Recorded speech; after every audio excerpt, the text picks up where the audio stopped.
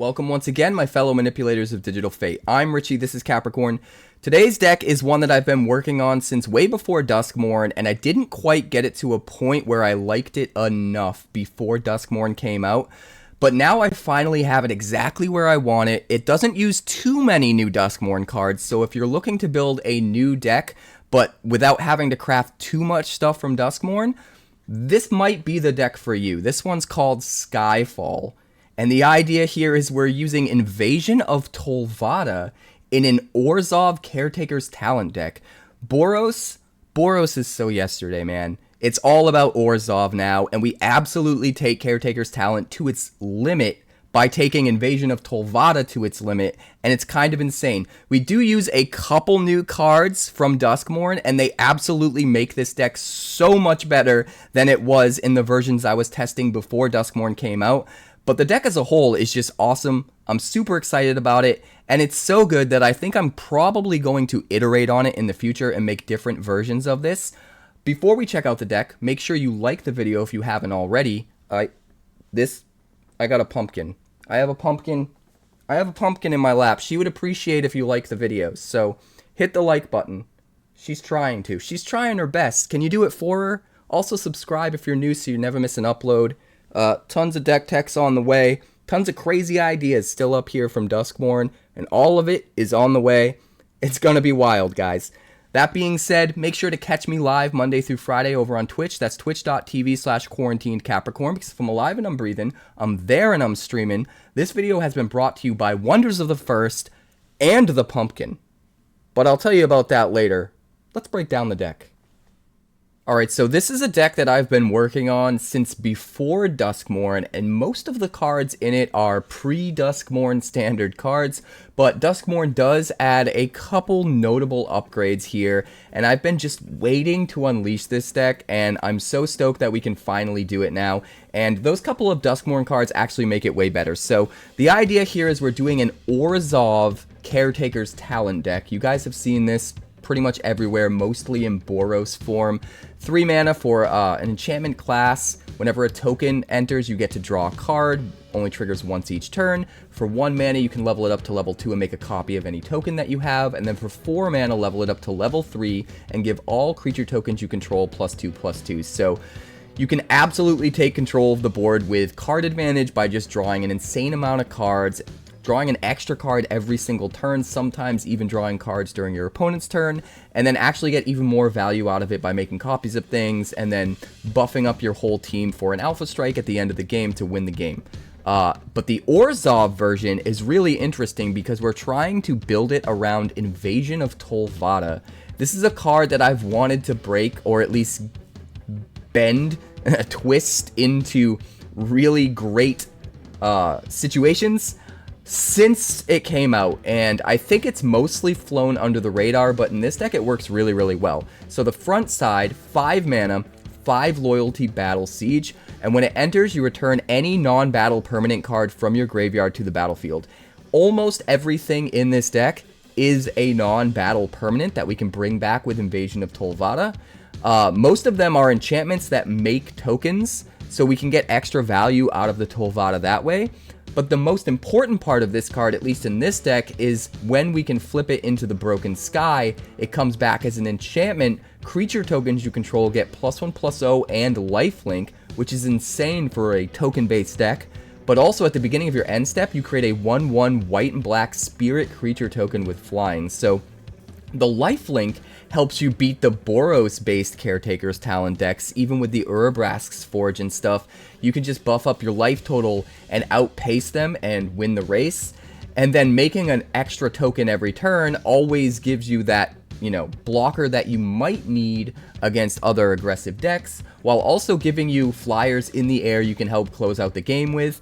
And the fact that all of your tokens get the +1/+0 and lifelink, alongside the Caretaker's Talent being able to buff up all of your tokens +2/+2 on level 3, means sometimes you can come out of nowhere and just have an overwhelming force that just wins the game outright for you. But all of that's on the back of a control shell that's very controlling and just outpaces your opponent and just wins through sheer card advantage. And the whole thing is super nutty. The other black cards that we're running, in addition to Invasion of Tolvada, we're doubling down on skeletons with Corpses of the Lost and Case of the Stashed Skeleton, because both of those are permanents that when they enter create tokens. So both will create tokens that trigger the Caretaker's talent.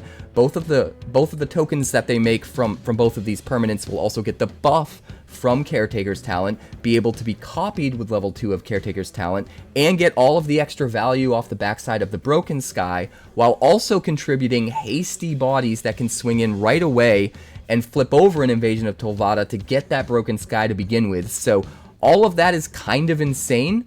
But then we're also running Builder's Talent. So for 2 mana, it's going to come down, get us a 0/4 wall. It is a token, so it triggers all of our token synergies, gives us early defense against all of the aggro that's just everywhere in the meta right now. But then it gives us this extra value later on. So level 2 for 1 white mana means every time a non-creature, non-land permanent you control enters, you get to put a +1/+1 counter on any creature you control.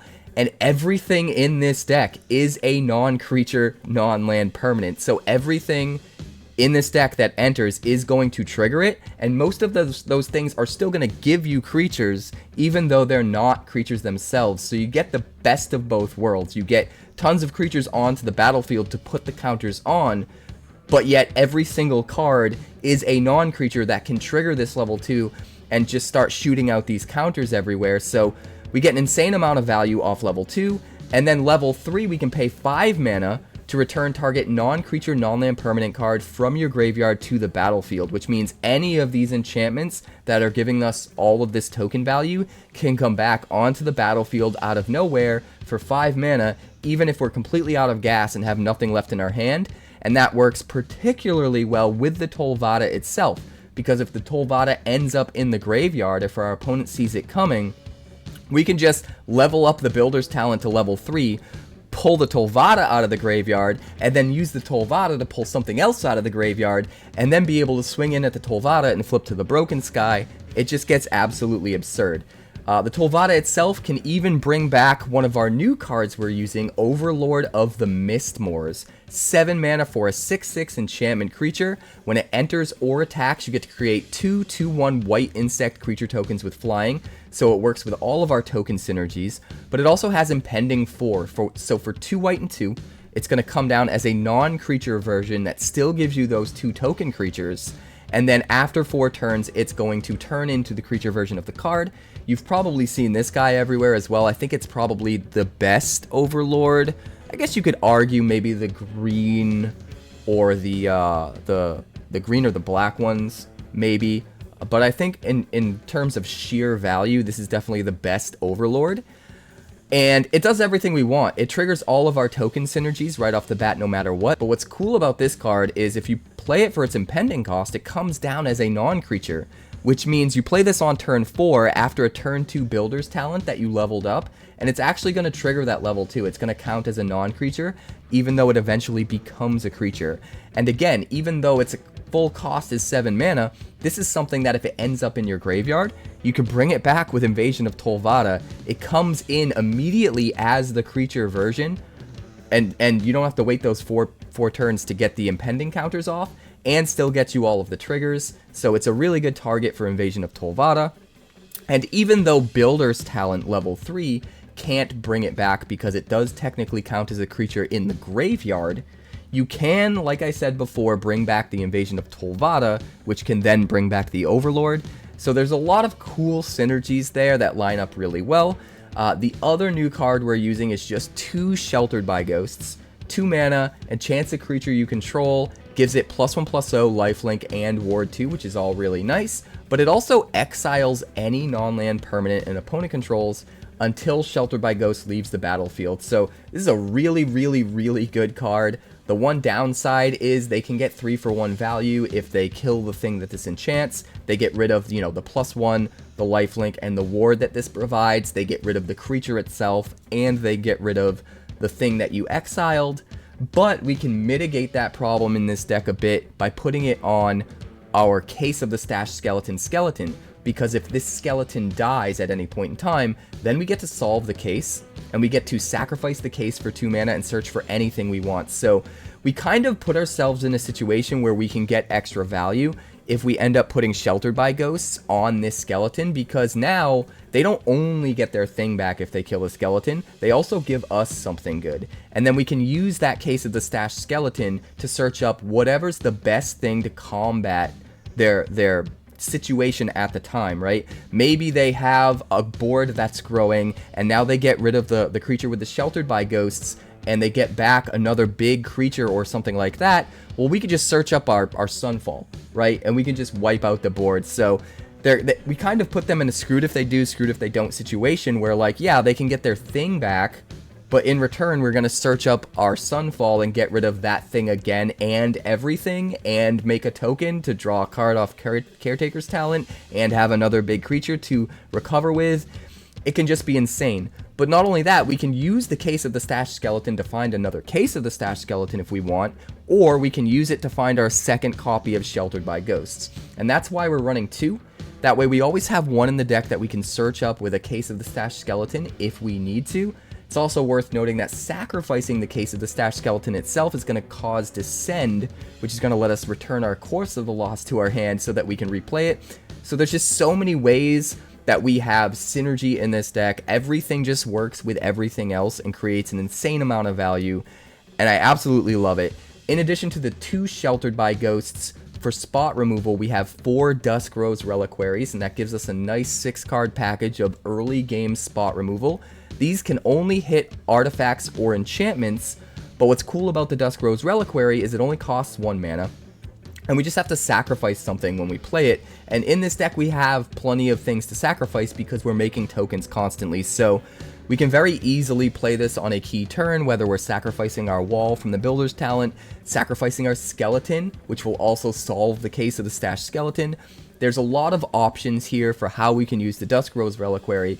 And then another really cool thing that we can do with that is if the Dusk Rose Reliquary ever ends up in our graveyard, we can actually use something like Invasion of Tolvada or even level 3 of Builder's Talent to bring it back and not have to sacrifice anything and still get the ETB trigger where we get to exile a key artifact or creature. So even though it is not the most mana saving play we could do, you know, having to spend 5 mana to get a 1-drop back, sometimes there are situations where it's still the right play, and it's absolutely the thing you should do because it gets the most problematic thing off their side of the battlefield. It gives you that breathing room to get to where you need to get to.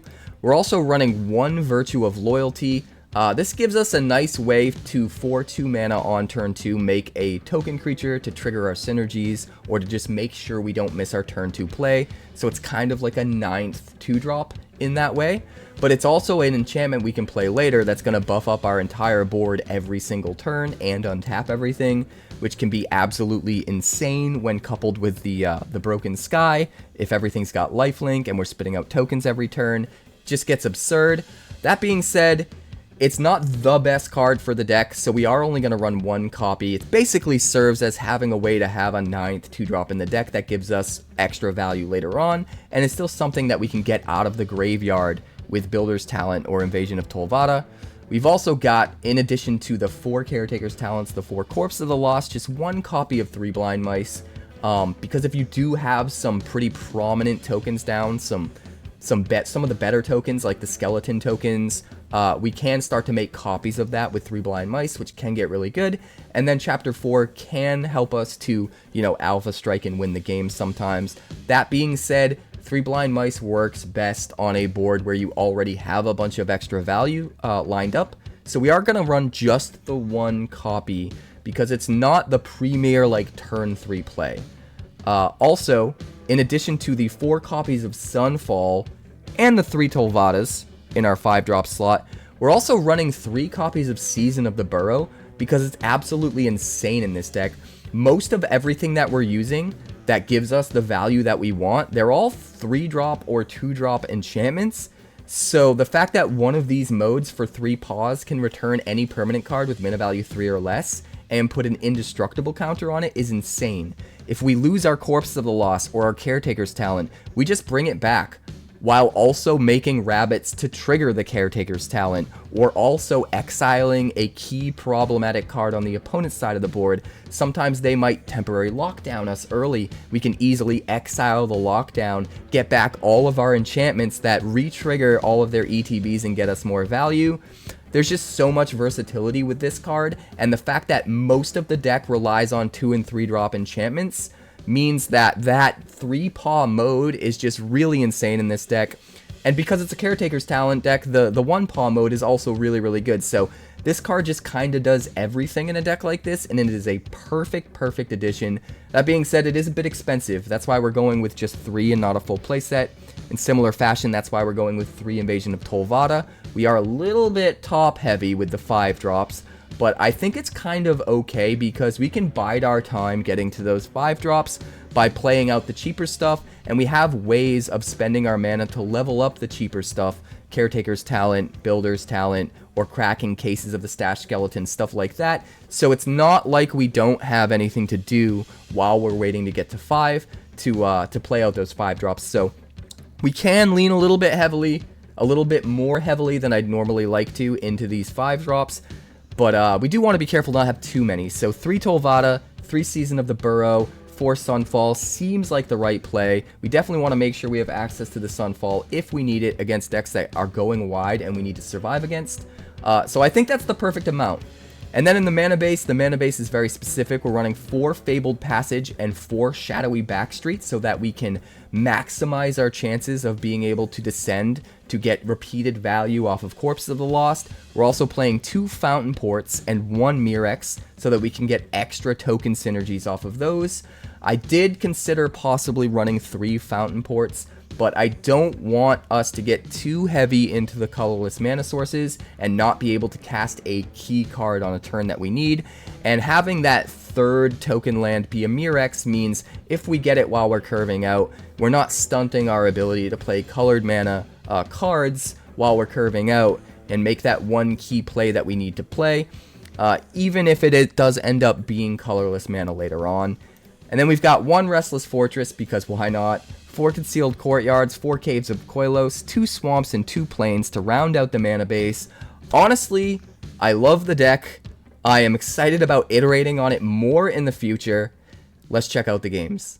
I'd like to thank the sponsor of today's video, Wonders of the First. Wonders of the First is a brand new collectible card game similar to games like Magic the Gathering, Yu-Gi-Oh! And Pokemon, featuring a unique action-based resource economy that helps avoid pitfalls like Mana Flood or Mana Screw, and a battlefield containing multiple realms that unlock over time as you fight for control of the stones. The first 400 card set is called Existence and will launch to retail in the fall, but playtest team starter kits are available to order now. And they haven't forgotten about all you collectors out there. The game contains alternate borderless art variants, as well as highly sought after limited edition numbered prints, culminating in a 1-of-1 stone foil. And the best part is that the developers have a community-first approach, with 8 print-and-play decks available on their website, as well as a version of the game available on Tabletop Simulator, all for free. For more information, be sure to check out wondersccg.com today. That's wondersccg.com. Alright, this hand looks fine. We'll keep it. We're going to start with a Case of the Stash Skeleton and then a Caretaker's Talent. I think we'll start with the Backstreet. If we had a Corpses of the Lost in our hand... Ooh, kind of want to keep that. Yeah, we're going to keep that. If I started with a Corpses of the Lost in our hand, I think I'd hold on to the Backstreet and have it be our 4th land, since we do have 3 other lands. Because that would line up perfectly.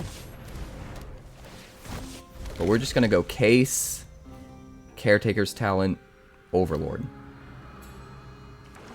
Try to put as much aggression onto the field as possible. Hello, 𝕊𝕂𝐿𝐴. Psycho or Psycho? I don't know. I need some nectar. You're gonna chainsaw my skeleton? Thank you. How generous. We'll play the Caretaker's Talent. Seems pretty good.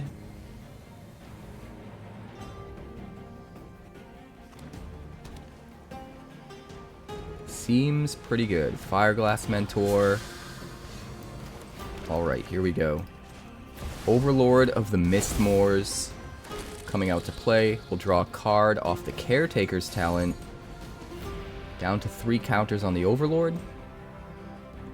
Seems pretty good. And we'll absolutely trade with the Fireglass Mentor if he decides to swing in.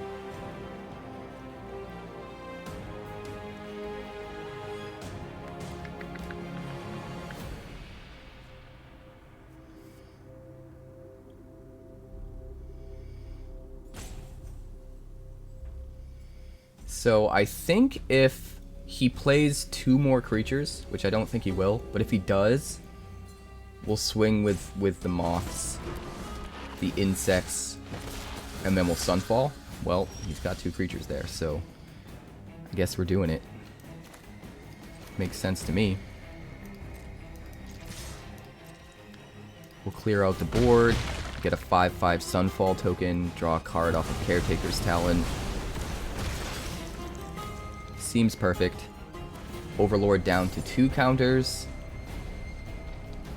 Perfect, perfect, perfect.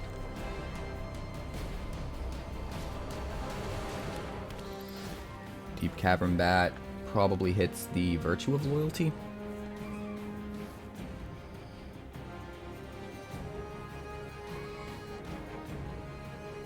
Which honestly, kind of fine. Oh, he doesn't even know what to hit. Okay. Okay. We definitely want to attack with the Incubator token.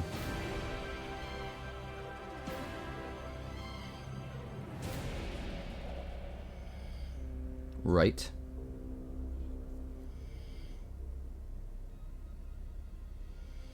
I think.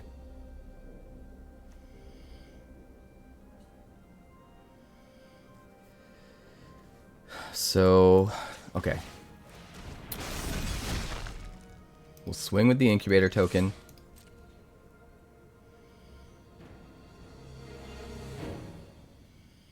Five coming in.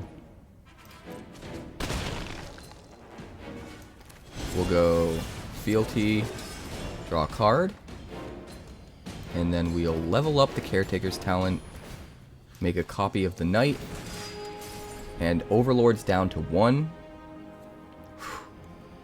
It's gonna get wild. It's gonna get wild. I can see it coming right now. The other thing we could have done last turn that I was contemplating is cracking the Case of the Stashed Skeleton, which leaves us another 3 mana. And then we find Corpse of the Lost, play that, and swing in with the Skeleton. But hey, we just drew a Corpse of the Lost, so there's that.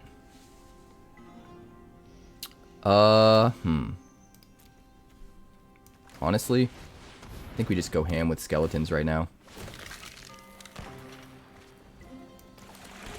Just all of the skeletons ever. And then maybe we win.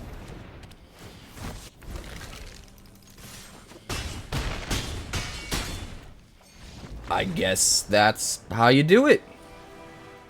Alright, this looks like a pretty good hand. We can Builder's Talent early, so if we're up against aggro, they're going to have a really hard time against us. Buy some time to get to that Sunfall. Let's keep this. Start with the Courtyard. We'll have 2 wall tokens in play as well, so we'll have options to sacrifice to the Dusk Rose Reliquary if we really need it. Alright, we're going to start by getting out the Builder's Talent. Hello, 𝐿𝑜𝑒𝑒𝑛𝑠. 𝐿𝑜𝑒𝑛𝑠. Welcome. We are going to level up the Builder's Talent, and then I guess play the other Builder's Talent. It figures we have a good starting hand for aggro, and we end up against Azorius. Go figure. But it is what it is. Fabled Passage. I think we want to thin the deck out of lands, so we're gonna crack the Fabled Passage.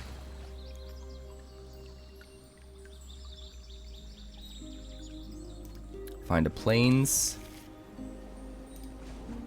Level up the builder's talent. I guess that's it. We're kind of just holding the fort right now. My dog is snoring. Ignore him. Right, Bandit? Maybe if you slept at night, maybe you wouldn't have to snore all day. Alright, we got a Fountainport. Honestly, don't have a lot we can do. We could make a whole bunch of rabbit creature tokens.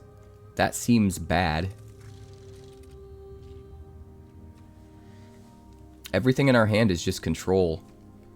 I think we're going to pass the turn and just make a fish.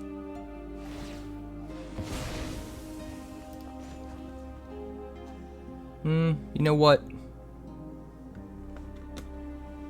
Let's make a treasure token. I don't think the fish is going to do too much for us.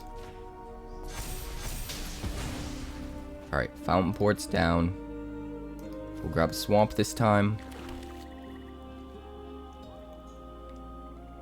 We've got a treasure, which is nice.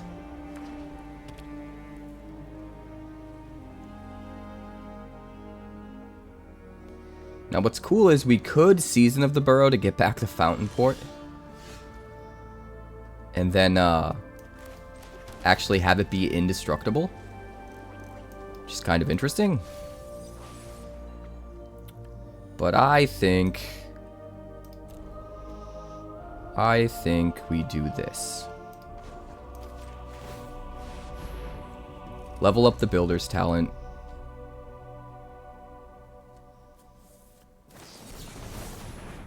He's gonna draw. That's fine. It's kind of too late to stop it.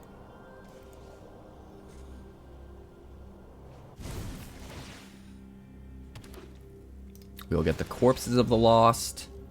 We'll get some counters. The biggest blockers ever known to man. We'll swing for 3. Not on my watch, that's fine. And then we get to bounce the corpses back to our hand. Get more value off it next turn.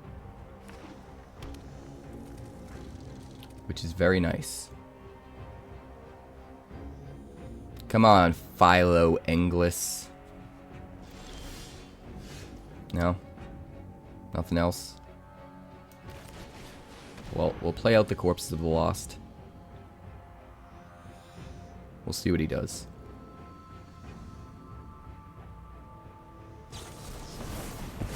Counter it.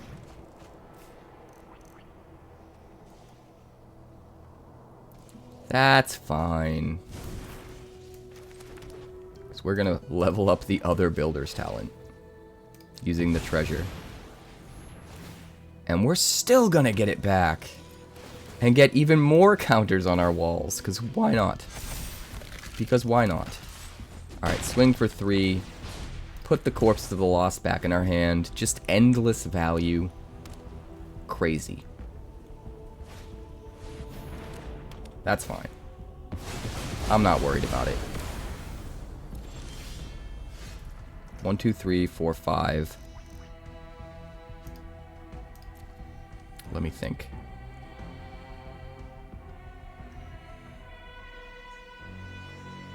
Like, we can easily Season of the Burrow away the temporary lockdown, but with his 4 mana up, I think he's got a counterspell.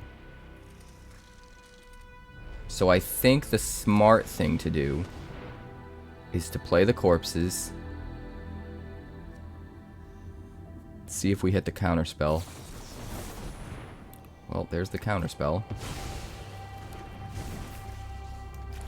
And then we'll just play out a 3 blind mice. Pass a turn. But next turn, we can Season of the Burrow, bring back our Corpse of the Lost, and get rid of the lockdown. Although we probably want to get rid of more counterspells first. Maybe. Before we risk that. We're going to save Season of the Burrow and Invasion of Tolvada for last.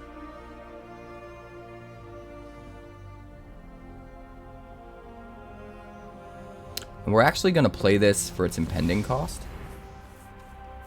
That way, if he does have like a Sunfall coming, which he almost assuredly is playing in that deck, we get to keep something on the board that dodges it.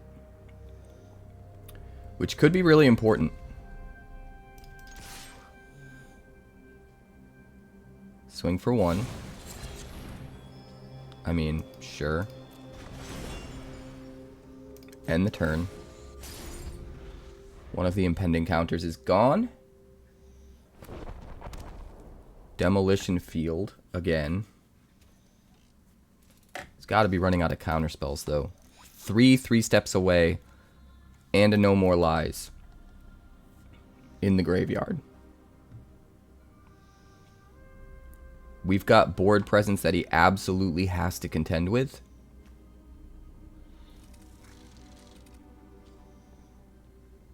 The kitten is asleep on my lap. And he apparently has some decisions to make. Okay, okay. Well, we'll make a copy of the 2-1. Let's see. Season of the Burrow. 2, 3, 4, 5, 6, 7. So we're gonna try Tolvada. Ooh, it lands.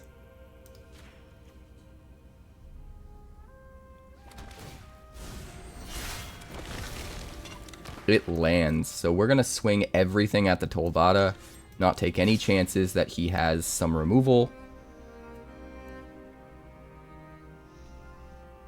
He has to get rid of 2 creatures now in order to stop us from flipping it, which he probably can't do. He's probably going to be like... He's probably thinking he'll just use that Sunfall he's been holding on to since he couldn't stop the Broken Sky from flipping. And honestly, that's fine because we keep the Broken Sky. And the Overlord. And the Corpses of the Lost.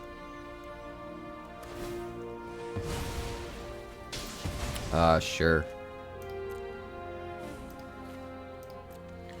Not that big a deal.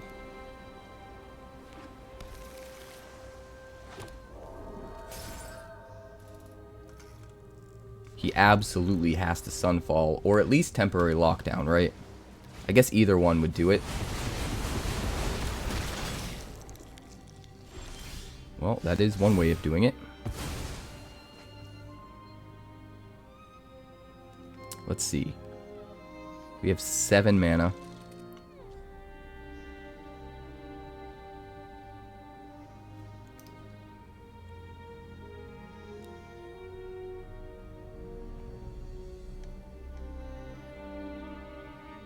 Can't believe we haven't gotten a single Caretaker's talent yet. Crazy. Let me think.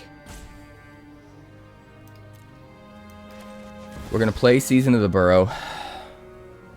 And I think we're going to get real crazy with it. We're going to get rid of the temporary lockdown. And we're going to bring back the Fountainport, of all things.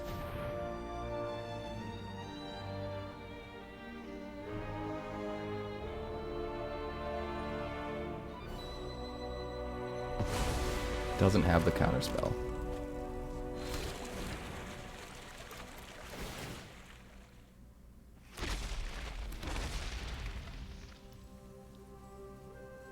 Alright, so we will Dusk Rose Reliquary, sacrifice one of the walls.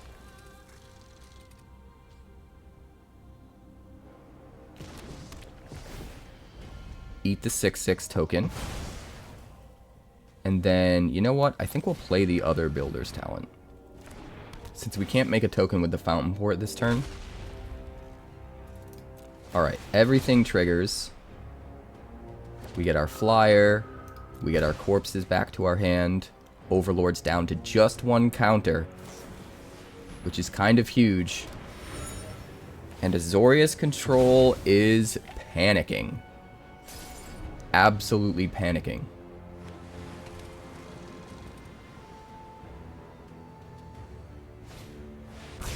Destroy all artifacts and enchantments. What are the chances? What are the chances we get match made against the deck that's running main deck Desist? That's crazy. That is so ridiculously unlikely.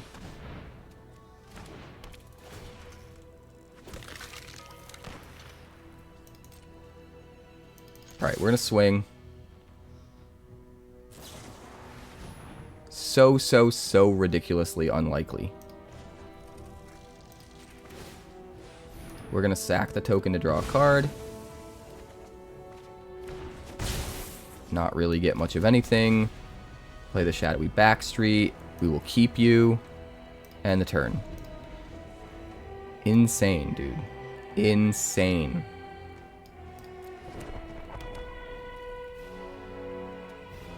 I'm not one for believing in conspiracy theories.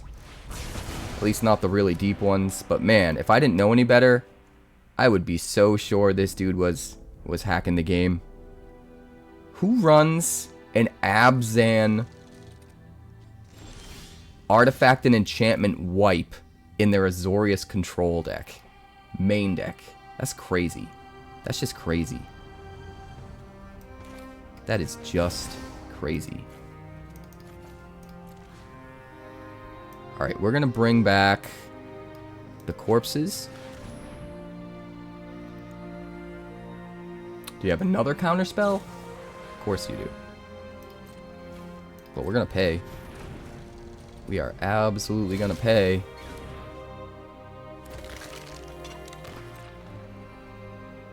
And we are going to attack.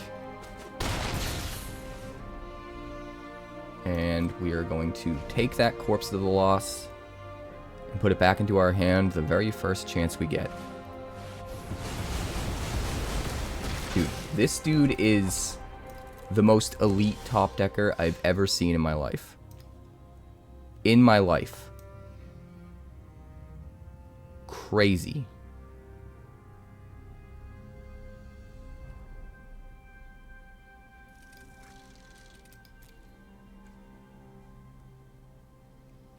Wish we could sacrifice the Corpse of the Lost so that we could get it back with Season of the Burrow.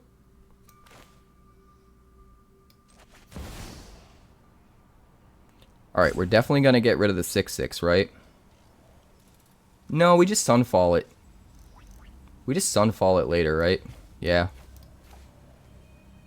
We're just going to do this.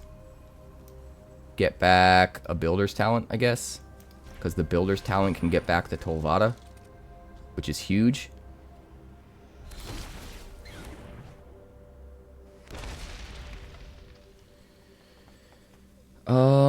Instead of leveling this up, I think I want to make a token with the Fountainport. You know what we could do? We could exile the 6/6 right now with a Dusk Rose Reliquary. You know what? Let's do that. Let's do this. And then let's do this.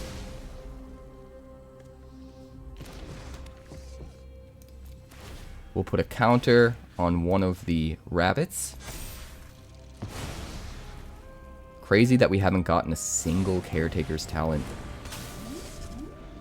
So nuts.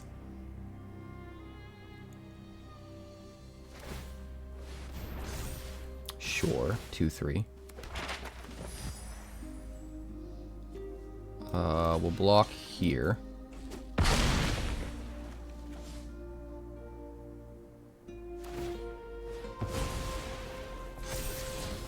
Put something on the anchorage.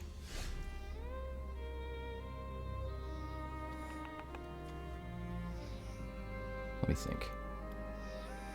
1, 2, 3, 4, 5. 1, 2, 3, 4. So we can either bring back the Tolvada, which then brings back the Overlord, or Sunfall. I think it might be better to wait on the Sunfall.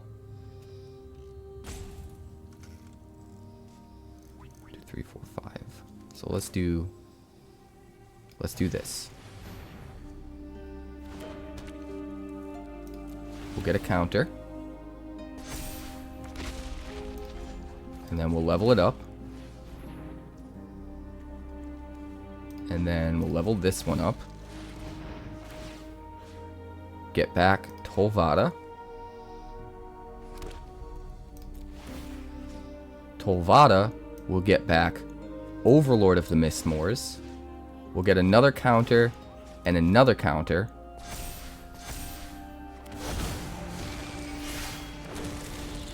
Then we will swing at the Tolvada. Is the last card? Of course the last card is removal. Why wouldn't it be? Why wouldn't it be?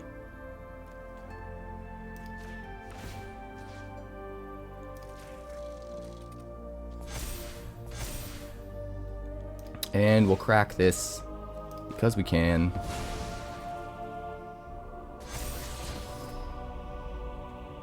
We'll keep the Case of the Stashed Skeleton. Honestly, we can finally use that to find a Caretaker's Talent, or maybe some of the other removal that we have. Block with the 0-4.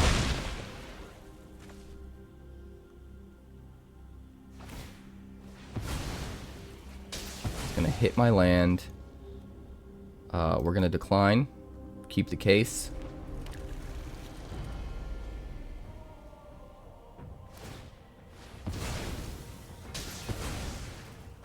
Decline. Like, we've pretty much got him at this point, right?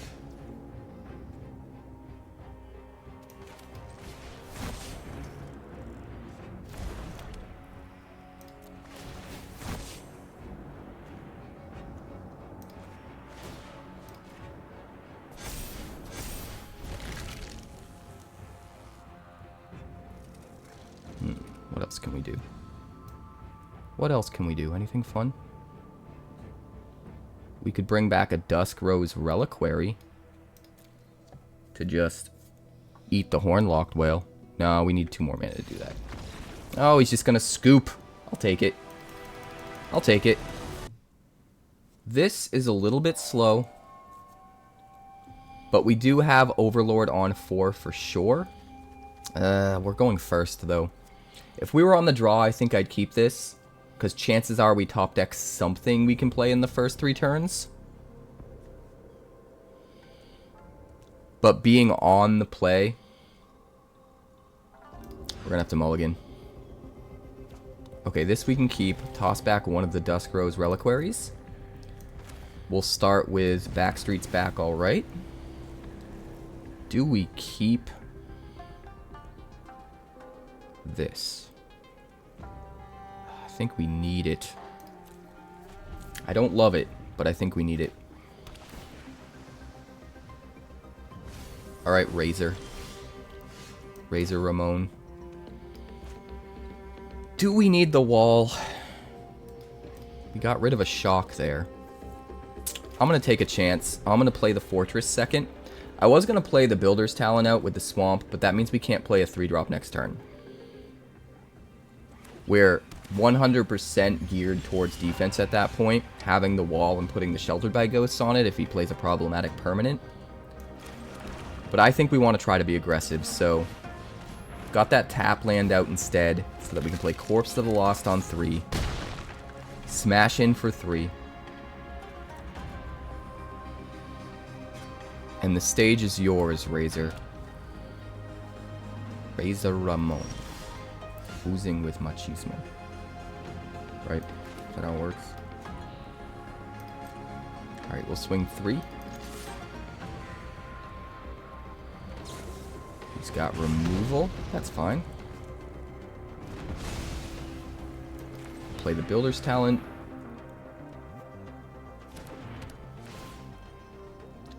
We will level up the Builder's Talent.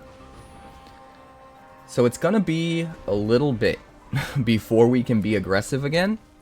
But we are shoring up our defenses and ensuring that the game's going to go on long enough, right?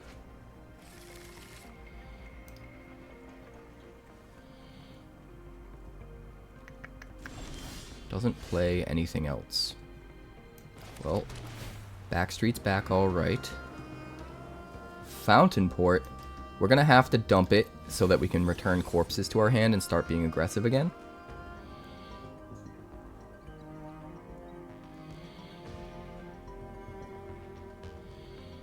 And trying to think what I want to do here. I could Sheltered by Ghosts and make a really strong blocker. But if he gets rid of the creature, he gets to re-trigger the Thunder Trap Trainer, which I think is bad. So I think what I'm going to do is just... You know what? I don't even care about that. Do I? Nah. We're not going to do anything. We're going to let him keep his dude. We're going to take back the Corpse to the Lost. We're going to hold on to all of our control elements for more problematic threats. It's a 1/2 that does literally nothing except for what it already did. Whenever you cast a non-creature spell, you may discard a card. Sounds about right. Does he have another counter spell? Well, one more mana and we get to either level 3 Builder's Talent or Season the Burrow to get back our Corpse to the Lost. So I don't even think I'm worried about it. Let's just do this. That's fine. Doesn't exile it, so I'm really not concerned. We will pass the turn.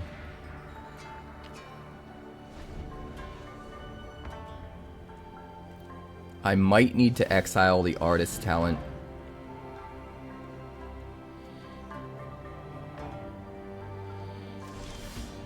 We'll see what happens. We shall see what happens. I think I'm going to start by doing this, because he's clearly holding up counterspell mana.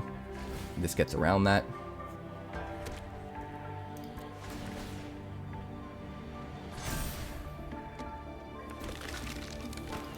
And we will attack.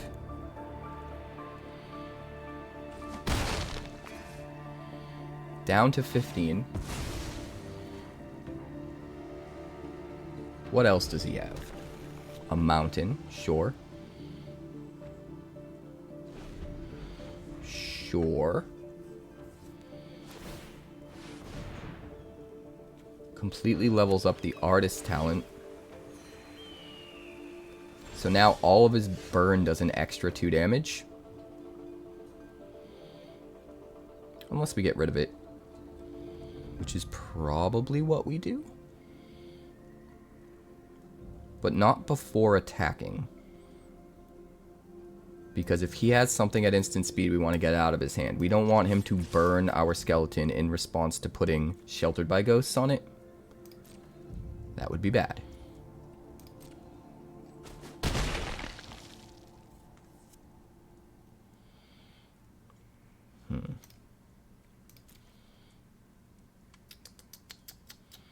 Tricky, tricky, tricky.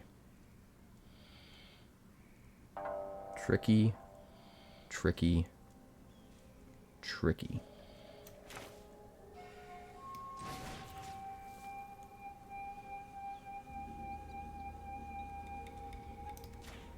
We're going to do this, so that if he does have burn, it might not be enough to kill the wall. Does mean we don't get to attack and swing in and get lifelink every turn if we, like we would be able to if we put it on the skeleton. Okay, and then we get to descend, which is kind of nice in its own way, right? So we will end the turn, bounce the Corpse of the Lost back to our hand, and we'll give it another go next turn. We've got Season of the Burrow, so we can exile this and bring Sheltered by Ghosts back. Hey, you see a guy in a blue hood around here? I hope you've got bottled lightning share. If he's out of counter spells. I guess we'll find out. I guess we will find out. We are going to exile you. And we are going to bring back you.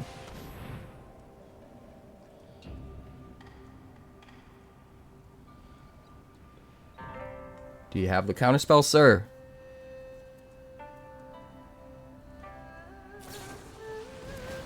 Well, you're going to flick a coin. Plan's coming together. So the Sheltered by Ghosts isn't going to land. But we do still get to get rid of the Artist's Talent.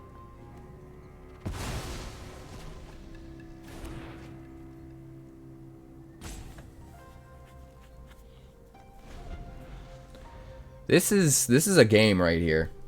This is definitely a game. It kind of sucks that we got stuck with 3 Dusk Rose Reliquaries and a Sunfall in our hand against a deck that's not really creature heavy.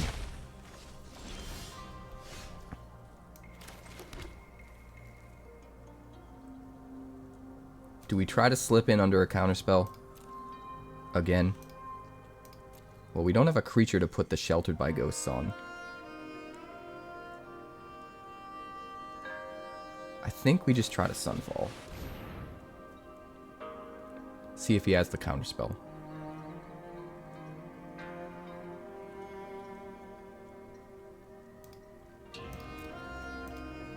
We've only seen 1 negate so far. Alright, he's got 3 steps ahead. He didn't make a token copy of anything, though. Which is weird. Does he have something else he wants to do?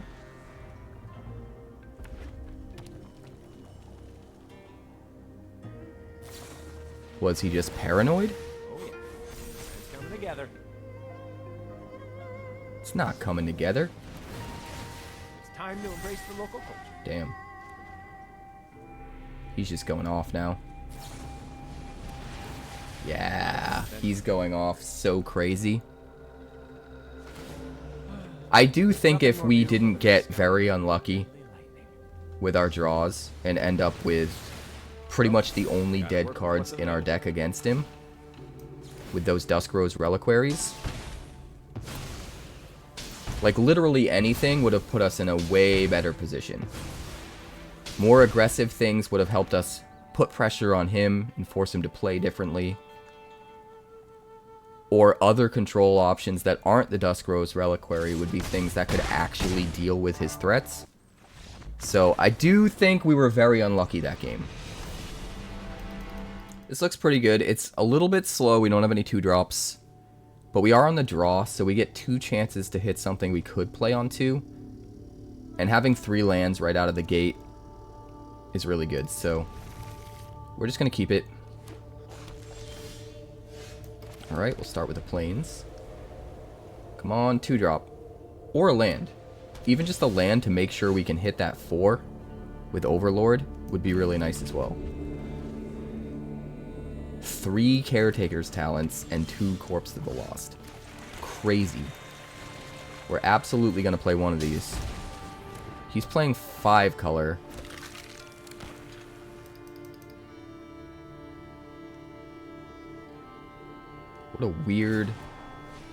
What a weird deck this looks like already.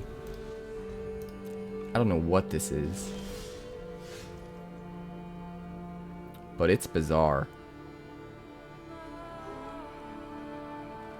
Alright, let's get down to Caretaker's Talent. It seems like he's trying to play control. So if we can just outvalue him with card advantage, if he's not going to commit to the board. That's gonna get it done for us, right? So we're gonna try to land the Overlord of the Mistmoors. Draw some cards, get some tokens. Trigger. We will take the corpses back to our hand, go down to 3 counters on the Overlord.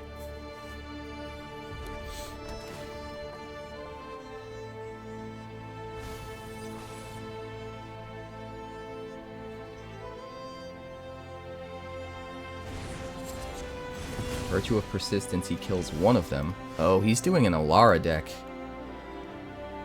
I see what he's doing. I see what he's doing. We will descend. We will play Corpses of the Lost. We will draw a card. We will level this up. Make another skeleton. Swing for 8. I think our goal right now is to just try to end the game as quick as possible before he can get to shenanigans. He's missing blue right now.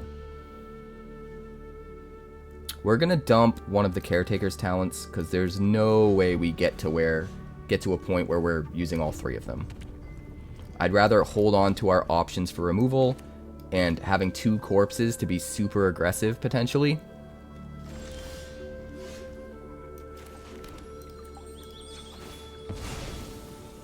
Let's see what he's got here. 5 mana.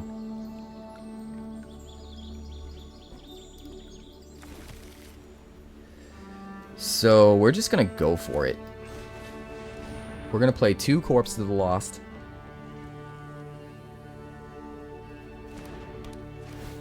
And try to just end the game. Can we get there? We're gonna find out.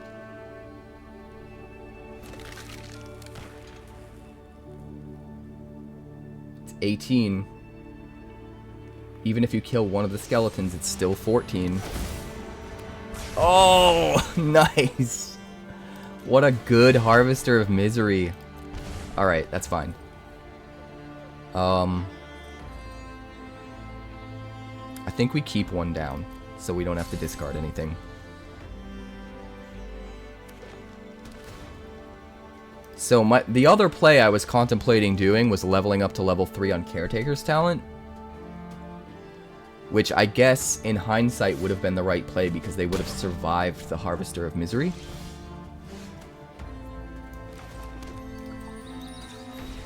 Alright, so we have 7 mana here.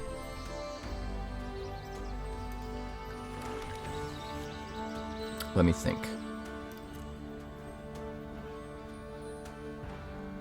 Reliquary is 1. 3, 5. We definitely want to get rid of the Harvester, right?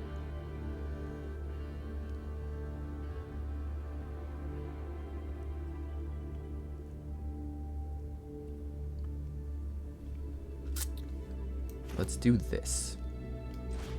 We're going to play Builder's Talent.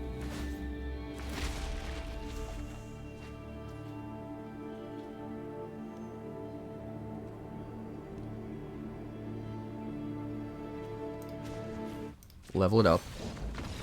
Oh. He's just gonna scoop. I guess he couldn't contend with all the value.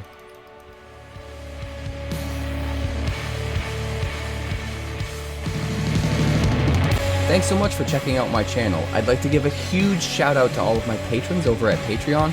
Without you guys, this channel would not be possible, so honestly, thank you from the bottom of my heart for all of your contributions. If you haven't yet, like and subscribe. The more likes we get and the quicker we get them, the bigger this channel will grow and the faster it will grow. I'd love nothing more than this channel to become something very special for you guys, but it's entirely up to you how fast that happens.